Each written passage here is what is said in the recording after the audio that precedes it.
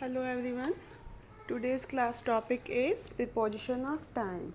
In earlier class, I have discussed about preposition and preposition of direction. So today we are going to discuss about preposition of time, what is preposition of time and what are the preposition that we use under the category of preposition of time.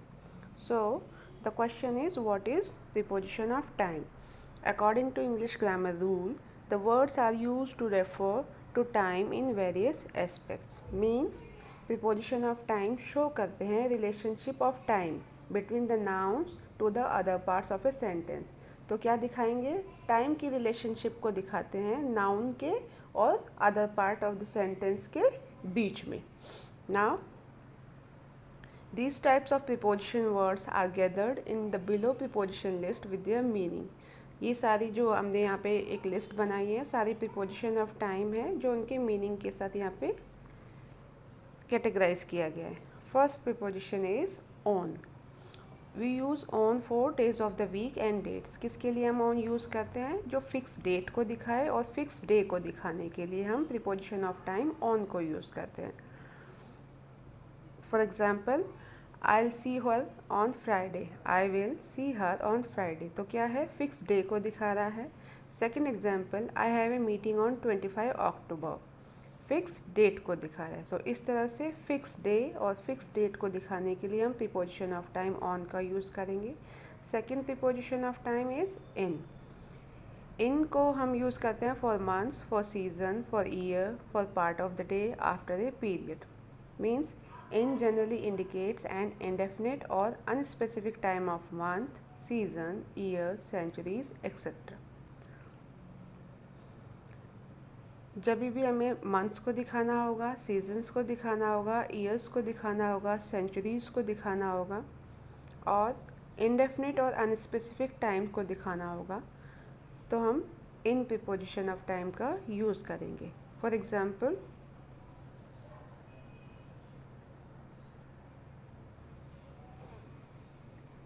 I will get a holiday in December. I will get a holiday in December. तो क्या है? Month को show किया है. Next is I love playing cricket in summer. I love playing cricket in summer. Season को show किया है. Third is Murphy was born in 2001. Murphy was born in 2001. Year को शो किया है. इसके अलावा हमने कहा था कि specific part of the day को शो करने के लिए भी हम इनका यूज़ करते हैं, जैसे in the morning, in the evening, in the afternoon. और point of after a period, किसी पीरियड को शो करने के लिए, in 5 minutes, in 6 days, in 2 years, इनके लिए भी हम इन प्रीपोजिशन ऑफ टाइम का यूज़ करते हैं. Third preposition is at. We use at for a specific point of time exceptions. Means हमेशा एक एग्जैक्ट और स्पेसिफिक टाइम को दिखाने के लिए हम प्रीपोजिशन ऑफ टाइम एट का यूज़ करते हैं. For example, I started working at 10 AM. Fix time है, स्पेसिफिक टाइम है, एग्जैक्ट टाइम है. Second example, the movie starts at 6 PM. The movie starts at 6 PM. Third example, the shop closes at 3 AM. The shop closes at 3 AM. So exact and specific time को show करने के लिए preposition of time at का हम use करते हैं. Next preposition is since. We use since from a specific point in time until now.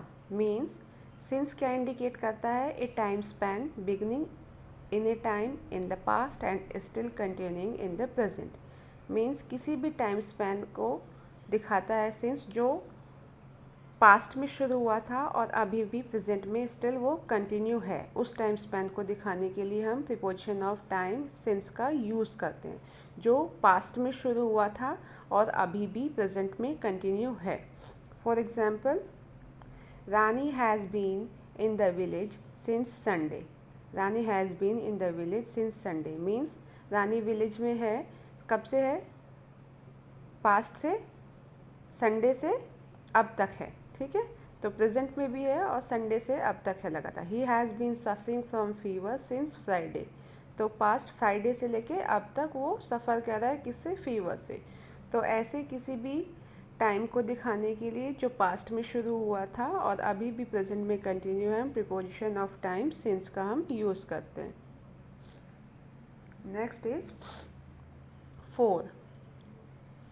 We use for over a certain period of time. Means for क्या indicate करता है, एक period of time को, एक amount of time को indicate करता है इन the past और इन फ्यूचर और in present also. Period of time, amount of time को शो करने के लिए हम प्रीपोजिशन ऑफ टाइम for का यूज़ करते हैं। For example, he stayed there for 4 years. He stayed there for 4 years. तो क्या है, period of time, amount of time क्या है हमारा, 4 साल। वो कितने साल वहाँ रुका, 4 साल। तो इसको शो करने के लिए हमने प्रीपोजिशन ऑफ टाइम for का यूज़ किया। Second example, I will be staying there for 5 months. I will be staying there for 5 months क्या है, अमाउंट ऑफ टाइम है, फ्यूचर को इंडिकेट कर रहा है, पहले वाला पास्ट को इंडिकेट कर रहा था, तो अमाउंट ऑफ टाइम दिखाया है, तो प्रीपोजिशन ऑफ टाइम for का हमने यूज़ किया है। Next is preposition of time की, उसमें नेक्स्ट हमने लिया है ago. We use ago for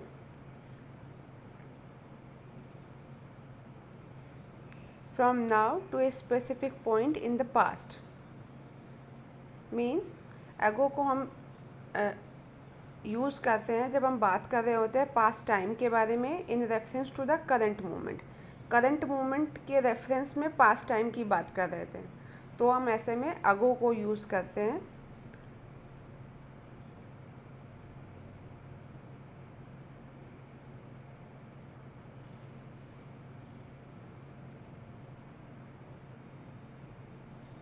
जैसे for example, I started working at the restaurant 2 years ago. I started working at the restaurant 2 years ago. She move to China 1 week ago. She move to China 1 week ago.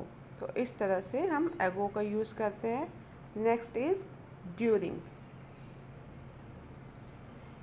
We use preposition of time during for throughout the course. Means जब हम indicate करते हैं एक period of time को throughout the course और duration of any event और action के लिए, किसी भी पीरियड ऑफ टाइम को इंडिकेट कर रहे हैं किसके लिए, throughout any event, throughout any action और थ्रू आउट द कोर्स। तो ऐसे में हम प्रीपोजिशन ऑफ टाइम ड्यूरिंग का यूज़ करते हैं। For example, he was sleeping during the film. तो इवेंट क्या है हमारा, क्या है, फिल्म है, इवेंट है फिल्म, और थ्रू आउट द कोर्स क्या हो गया, ड्यूरिंग द फिल्म। तो पूरी फिल्म के दौरान वो क्या कर रहा था, वो सो रहा था। तो ऐसे पॉइंट ऑफ टाइम को इंडिकेट करने के लिए जो थ्रू आउट द कोर्स हो रहा हो उसके लिए हम प्रीपोजिशन ऑफ टाइम ड्यूरिंग का यूज़ करते हैं। Next example, they don't talk during dinner. They don't talk during dinner. Next example, I don't usually smoke during office time. I don't usually smoke during office time. So इस तरह से हम preposition of time during का use करते हैं। Next is before. We use before for previous to in time and for earlier than. Means before क्या indicate करता है, एक प्रायर इवेंट को इंडिकेट करता है, पीरियड ऑफ टाइम को इंडिकेट करता है फ्रॉम ए पॉइंट. मीन्स किसी भी पर्टिकुलर पॉइंट से प्रायर टाइम को इंडिकेट करने के लिए हम बिफोर प्रीपोजिशन ऑफ टाइम का यूज़ करते हैं. जैसे for example, Rani was very nervous before the interview.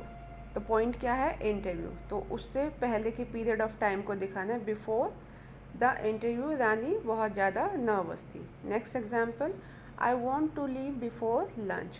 I want to leave before lunch. तो क्या है, प्रीवियस टू इन टाइम. तो किससे प्रीवियस हो गया, लंच से पहले. तो इस तरह से हम बिफोर प्रीपोजिशन ऑफ टाइम का यूज़ करते हैं. Next is after. We use after for subsequent in time at a later time then. means after we use for a following event for a period of time from a point, means जिस तरह से हमने before का use किया था, before क्या था, किसी भी पर्टिकुलर पॉइंट से पहले का टाइम, और आफ्टर उसका जस्ट अपोजिट हो जाता है बिफोर का, किसी भी पर्टिकुलर पॉइंट से बाद वाला जो टाइम होगा, उसके लिए हम आफ्टर प्रीपोजिशन ऑफ टाइम का यूज़ करते हैं। जैसे मैंने बोला था, रानी वाला एग्जांपल लिया था, अगेन हम उसी को एग्जांपल को लेते हैं। Rani felt confident after the interview. Rani felt confident after the interview, तो क्या है, पॉइंट क्या हो गया हमारा, इंटरव्यू। अब क्या हो गया उसके लिए, after the interview. Next is I want to leave after lunch. I want to leave after lunch. Next, after playing football we went home. After playing football we went home. So इस तरह से हम after preposition of time का use करते हैं। Next is until।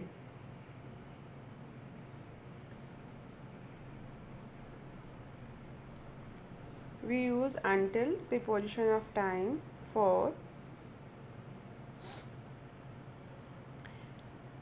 until और till दोनों को up to a certain point in time, up to a certain point in time means हम क्या क्यों यूज़ करेंगे until को, for a continuous event के लिए यूज़ करेंगे that will continue and then stop at a certain time in future, right? एक continuous event के लिए यूज़ करते हैं जो कंटिन्यू होगी और फिर स्टॉप हो जाएगी एक सर्टेन टाइम के बाद in future. For example, he is staying in London until the 30th। He is staying in London until the 30th।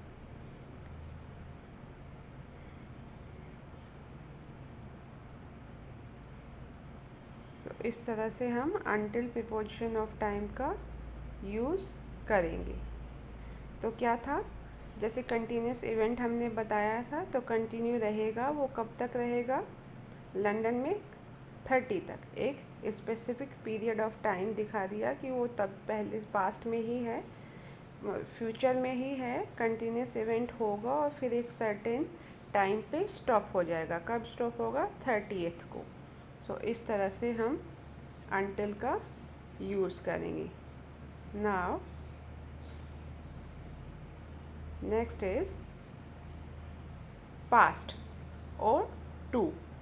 We use to और past for telling the time. Specially जब हम time को बताते हैं तो हम पास्ट और to preposition of time का यूज़ करते हैं। इन प्रीपोजिशन ऑफ टाइम को हम यूज़ करते हैं with minutes in relation to the hour. Minutes के साथ यूज़ करते हैं जब हम मिनट्स का रिलेशन दिखा रहे होते हैं आवर के साथ, मिनट का रिलेशन दिखा रहे होते हैं घंटों के साथ।